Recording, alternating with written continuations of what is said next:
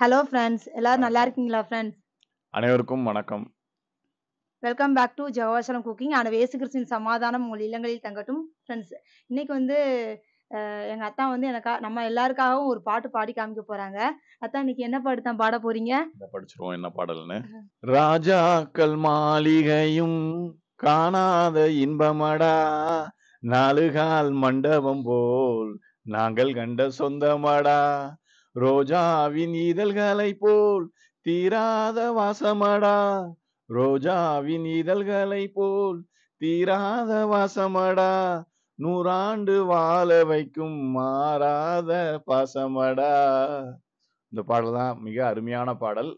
இது வந்து அன்பு சகோதரர்கள் அப்படின்ற ஒரு படத்துல இருந்து உள்ள பாடல். இது வந்து 1973வது வருஷம் வெளிவந்த படம். இது வந்து கவிஞர் நம்ம கவிஞர் கண்ணதாசன் அவர்கள் எழுதினது. மிக அருமையான வார்த்தைகள். பாசத்துக்கு ரொம்ப சூப்பரா எழுதியிருப்பாரு. நீங்க அந்த முழு பாடலையும் கேட்டீங்கன்னா உங்களுக்கு ரொம்ப பிடிக்கும். அந்த சகோதரர் ஒரு 4, 5 சகோதரர் கூட சகோதர சகோதரிகள் கூட பிறந்தவங்களுக்கு இந்த பாட்டு எவர் கிரீன் பெஸ்ட்ன்னு சொல்லலாம். எப்பவும் அவங்களால மறக்க முடியாது. அத ரசிக்காம இருக்க முடியாது. அவ்வளவு அருமையான பாடல். அத்தான், இந்த பாட்டு வந்து நம்ம அத்தைக்கு ரொம்ப பிடிக்கும்ல தான். ஏன்னா எங்க அத்தை கூட பிறந்தவங்க வந்து 5 தம்பிமார்கள். அதனால இந்த பாட்டை வந்து அடிக்கடி எங்க அத்தை வந்து டிவியில எங்களை வைக்க சொல்லி கேட்பாங்க. அது மட்டும் இல்ல, இந்த பாட்டை கேட்கும் போதெல்லாம் எங்க அத்தைக்கு கண்ணுல கண்ணீர் வந்துரும்.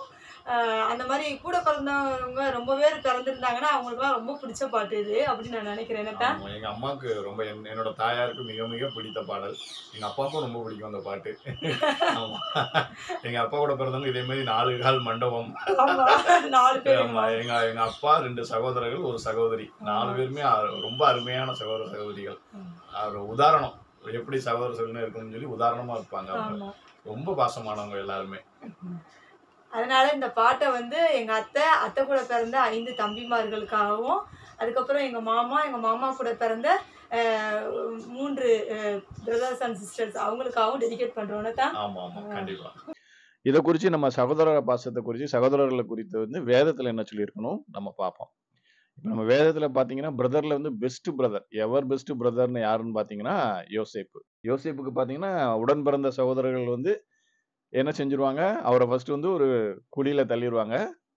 குழியில தள்ளினது மட்டும் இல்லாம, எடுத்து ஒரு வெளிநாட்டு வியாபாரிகிட்ட அவர ஒரு அடிமையா வந்து வித்துருவாங்க.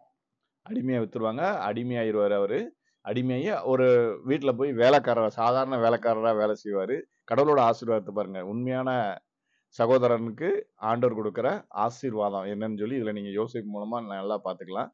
அங்க போய் அவர் வந்து டெடிகேட்டடா இருப்பாரு. அந்த வீட்டுக்கு சாதாரண எடுபிடி வேலைக்காரனா அடிமையா போனவர் அந்த வீட்டுக்கு எஜமானனா ஆயிருவாரு. அவர் ஒரு படைத்தளபதி. அவர் வந்து அந்த படைத்தளபதியோட வீட்டுக்கு வந்து எஜமானனா ஆயிருவாரு. அவருக்கு குறித்த காரியம் இருக்கும் இல்லையா? அதுக்கெல்லாம் வந்து இவர் ஹெட்டா போட்டுருவாங்க. அங்கேயும் அவருக்கு ஒரு சோதனை. அவரோட மனைவி மூலமா, அந்த படைத்தளபதியோட மனைவி மூலமா சோதனை வரும். சிறைச்சாலைக்கே போயிருவாரு. அங்கேயும் அவர் மாறல. அங்கேயும் அவர் வந்து கடவுள மட்டும் தான் நம்புனாரு. கடவுள் கூட இருந்தாரு. ச கைதியா சிறைச்சாலைக்கு போனவரு, அந்த சிறைச்சாலையோட அதிகாரியா மாறுனாரு. அதான் கடவுளோட ஆசீர்வாதங்க. நம்ம கடவுளோட ஆசீர்வாதம் இருந்துச்சுன்னா, எங்க இருந்தாலும் சரி, எந்த சூழ்நிலையா இருந்தாலும் சரி, அவர் வந்து நம்மள வந்து கீழாக்காம மேலாக்குவார், வாளாக்காமல் தலையாக்குவார். உன்னை பெருகவே பெருக பண்ணுவேன், ஆசீர்வதிக்கவே ஆசீர்வதிப்பேன் அப்படின்னு சொல்லி அவர் சொல்லியிருக்காரு. அப்படிதான் அவர் இருந்தாரு. பாத்தீங்கன்னா, அவர் ஜெயில்ல இருந்தாரா, மறுபடியும் கடவுளோட ஆசீர்வாதம் அவருக்கு வந்துச்சு. அங்க ஒரு 2 சோதனை வரும். அங்க 2 பேருக்கு ஒரு அவங்களோட கனவுக்கு வந்து அர்த்தம் சொல்லுவாரு. சொல்லிட்டு இன்னும் ஒரு ஹெல்ப் கேட்பாரு. இந்த மாதிரி நீங்க போய் ராஜாவ பார்க்க நேரிட்டா என்னைய பத்தி சொல்லுங்கம்பாரு. மறந்துருவாங்க. ஆனா கடவுள் விடமாட்டாரு.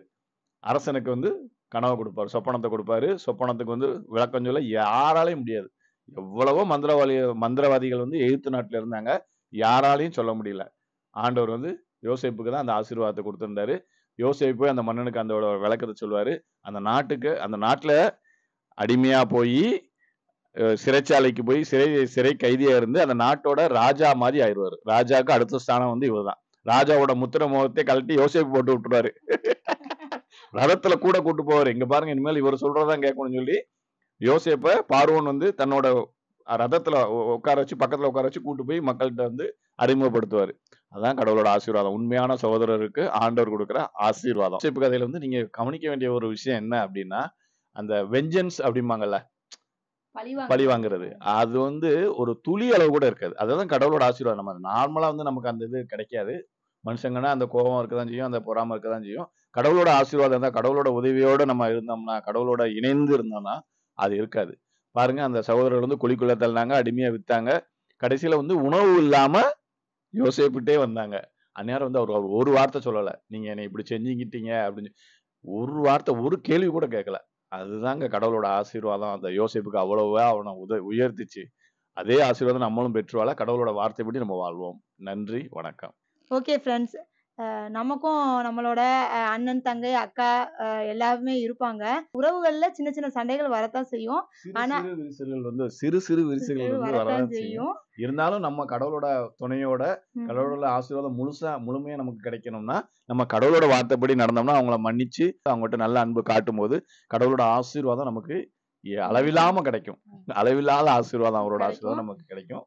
அதான் அது மட்டும் இல்ல. உறவுகள் நம்ம சுற்றி கடவுள் வைக்கிற உறவுகள் வந்து நமக்கு வந்து ஒரு வரம். அதுவே பெரிய ஆசீர்வாதம்.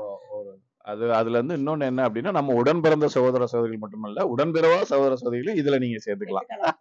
அவங்களும் சகோதர சகோதரிகள் தானே. அவங்கள்ட்டயும் இதே மாதிரி ஃபாலோ பண்ணுங்க. ஆண்டவரோட ஆசீர்வாதம் கண்டிப்பா நமக்கு கிடைக்கும். Okay friends. இந்த வீடியோ உங்களுக்கு நிச்சயமா பயனுள்ள வீடியோவா இருந்திருக்கும்னு நாங்க நம்புறோம். இந்த வீடியோ பிடிச்சிருந்துச்சுன்னா லைக் பண்ணுங்க, ஷேர் பண்ணுங்க, கமெண்ட் பண்ணுங்க. மறக்காம நம்ம ஜெகோவா குக்கிங் சேனலை சப்ஸ்கிரைப் பண்ணுங்க. மீண்டும் ஒரு அருமையான வீடியோல உங்களை சந்திக்கிறோம். அது வரைக்கும் பாய். நன்றி.